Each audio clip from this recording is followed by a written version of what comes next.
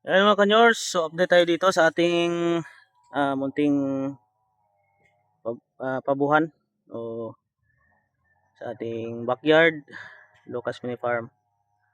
So, meron po tayo ditong 6 na pabo, 2 lalaki, 4 na babae.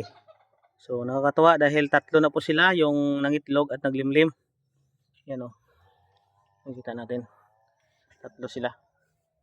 So, yung manok din ibinlagay natin dito kasi yung sa kabila ay naglimlim na. Yan yung itlog nila o.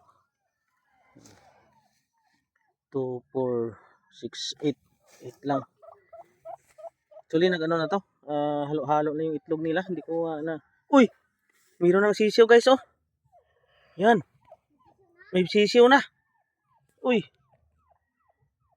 Guys, na guys oh. Nag-hatch na siya. Ito na. Dito sa kabila. Huli to yung sa kabila eh. Huli. Dito, bago. So, ko to mamaya. Ikakandling ko to. Makikita ko yung yung edad ng sisiw. Kasi malalaman natin sa true candling yung kung ano nakalaki yung itlog or yung sisiw sa loob. Ma-separate natin yung mga bagong itlog at saka yung kasi naghalo-halo na guys, 3 silang naglimlim. Actually, 4 yung natin dito, 4 yung babae natin na pabo. Ang 3 po ay nangitlog. Yung isa dito ay nauna. Actually, itom yung dito. Itom yung unang nag-itlog dito. Yan, may sisiw na guys oh. Katuwa naman guys oh. So, maglalagay natin to. Hintayin natin na maubos yung hatch. So, dito 12. Dito 11. Ito 11 rin siguro, baka naghalo-halo na. Yung dami dito. Hoping na maparami natin to guys. Yan, mayroon ng sisiw. Katuwa. Ito yung 3. 2 lalaki, 1 babae. Tinalo din natin dito yung ating heritage chicken na mga dominant sisi.